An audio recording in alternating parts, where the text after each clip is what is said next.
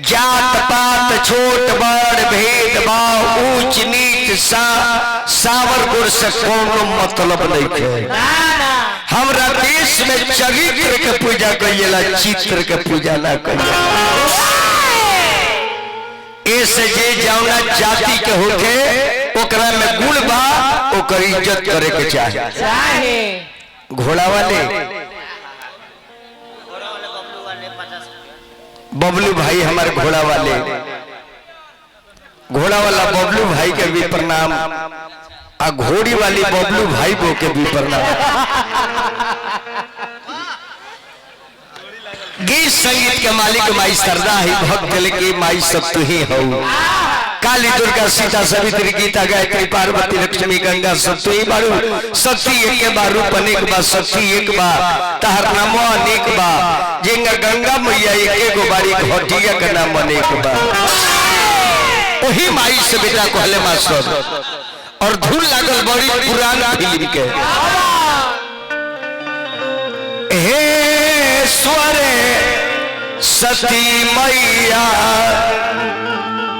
मेरी लाज बचा लेना।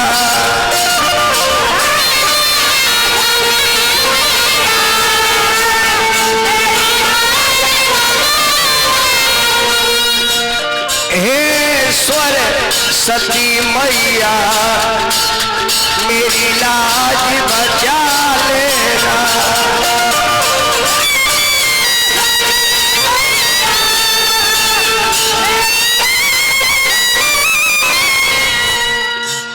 हे सरस्वती मैया मेरी लाज बचा लेना।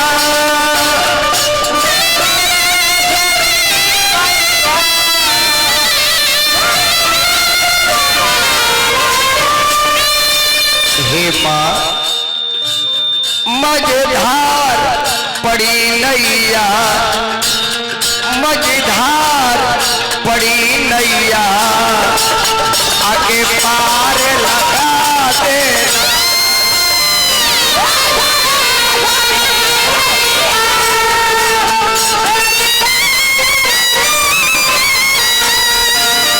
मझधार पड़ी नैया आगे पार लगा देना।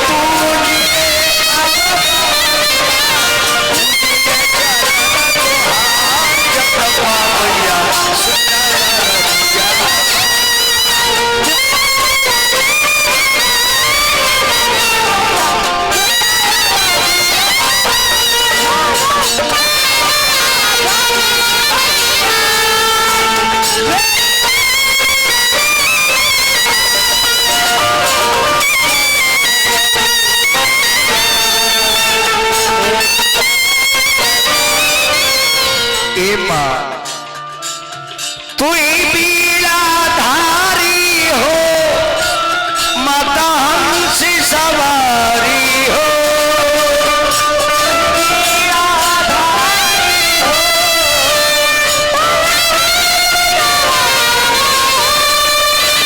तू बीड़ा धारी हो माता हंसी सवारी हो।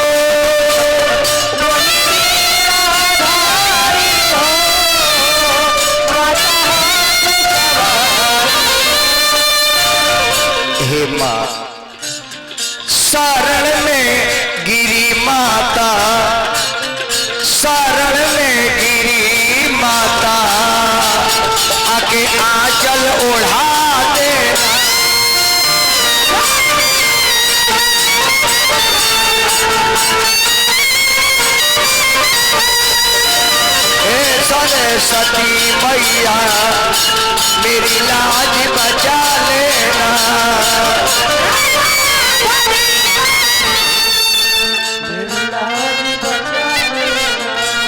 हे माँ जितना लोग आइल बा, हे माता सबके घर में खुशी हो गए, सब घर बाल बच्चा पढ़ लिख के IAS IPS बने, सुहागन के सुहाग बन रहे, कुंवार बेटी बहन प्रिया जना घर में जाओ लक्ष्मी के बात हो गए।